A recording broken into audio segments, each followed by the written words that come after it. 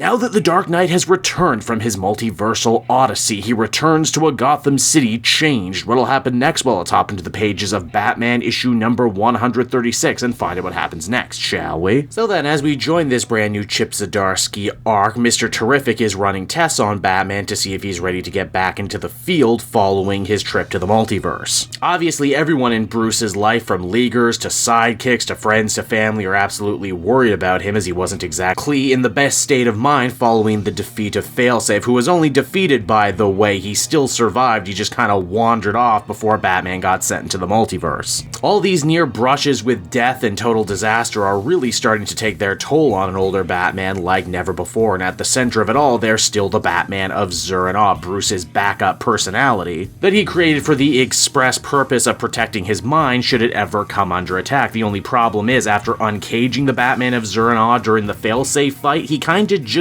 didn't go away. And now he's starting to goad Batman, saying that he's cracking under the pressure, he can't trust his own mind anymore, and that now is the time for Batman of Zur-En-Augh to reign supreme. Still though, Batman feels he can put all this right if he just throws himself back into the field, back into the job, back into the mission, and he does indeed have a new mission right now, dealing with the Penguin twins, the estranged children of Oswald Cobblepot, who took up their father's old gambling racket after he faked his death at the beginning of this series. Their names are Addison and Aiden, and they're already making big moves trying to fill their father's void in the Gotham underworld. They set up a series of smaller Iceberg Lounge casinos all over the city called Growlers. Get it? It's funny because a growler is a smaller iceberg. They're also making major plays into Gotham high society too. It's clear whatever they're planning, it's something big, and Batman better get a handle on it soon or else he's going to regret it. But perhaps the biggest development in Gotham City actually involves Selina Kyle the Catwoman. You see, she's broken out of prison while Batman was away in the multiverse. Why was she in prison? Well, if you were reading the Catwoman book, she killed an assassin guy named Valmont. It was a whole thing. Batman is obviously disappointed in Selina, not so much that she killed the guy, but more that she broke out of prison. She also apparently didn't take any of his money or legal assistance during the trial either. It would seem that everything multiversal Selina said in the last issue is coming to pass, that maybe Selina truly does feel that Batman always stands in judgment of her no matter what she does. It's during their little lovers' quarrel too that Selina ends up letting it slip that she was actually well aware that the Penguin faked his own death and is actually living in Metropolis under an assumed identity. Oops, that's kind of a big deal. Because if you'll recall, all of this was kicked off when the Failsafe robot came online to punish Batman for killing, only Batman never actually killed anyone. Selina knew and didn't tell him until right now. Admittedly, in Selina's defense, how the hell was she supposed to know that the man she loved built a robot to kill and punish him and beat up the Justice League and take over the world in case he should ever kill? In truth, not even Batman knew that because he hid the information from himself via Zur-En-Augh. Perhaps, and you'll pardon the pun here, the cat is fully out of the bag when it comes to Selina and Bruce's relationship. Oh sure, they love each other, they don't want to be any secrets between the two of them, but how is that even possible when literally their whole lives revolve around secrets, even secrets within secrets? Sadly, Batman and Catwoman end up leaving on poor terms in this issue, setting the stage for the upcoming Gotham War event, which will be a Batman-Catwoman crossover later this August. Now, it's not long after that Batman ends up hearing the silent alarm triggered over at Wayne Manor, so he decides to bolt over there. He might be living in the brownstone these days, but the mansion is still very much his home and near to his heart. Though returning there tonight is a little bittersweet, as the Cape Crusader hasn't actually been to his home since that last fight with Failsafe, not since he found the secret Batcave of Zur-En-Augh hidden under his own Batcave. Thankfully though, for once in his life, there actually isn't a supervillain ambush waiting for Batman when he gets there. In fact, it's the good kind of ambush. All of his sidekicks have come together to make him dinner. They're all deeply worried about him in the way you would be about an elderly parent, and instead of just asking him over and over and having him dodge the question, they decided to just all come together tonight for a special meal. Batman admits that this is a beautiful act of love from his adopted children, but at the same time, he has to desperately try and keep it all together, as the threat of Zur-En-Augh continues to bubble away within his own mind, threatening to boil over any minute and consume everyone around him. And so that was Batman issue number 136, everyone, and overall I really enjoyed this issue. On one hand, it's a nice little decompression piece following the big epic multiversal storyline we just got done with. Zdarsky is planting the seeds for the big summer event this August. Again, I'm a little tapped out on DC storylines, comic book events in general that have war in the title, but I'd be lying if I said the idea of Batman and Catwoman being at at odds with each other and Gotham City hanging in the balance doesn't fascinate me in some way. Especially when I stop and consider everything that Zdarsky had managed to do with Daredevil and Elektra being at odds with each other early on in his Daredevil series. The Penguin twins coming back too and actually looking like they might be villains or at least obstacles for this art is also a pretty solid reminder that, hey, you should definitely be reading Zdarsky's backups in these books, they're important. And that goes double for the backup in this story wherein we actually see Zur and Oz sneak away from Batman to try and build the Failsafe robot, a robot that he built to not actually know what to do once his mission was complete. Overall, really good stuff. Zdarsky continues to be one of the very best of the best in comics today, and I'm interested to see where the rest of this arc is going to go from here.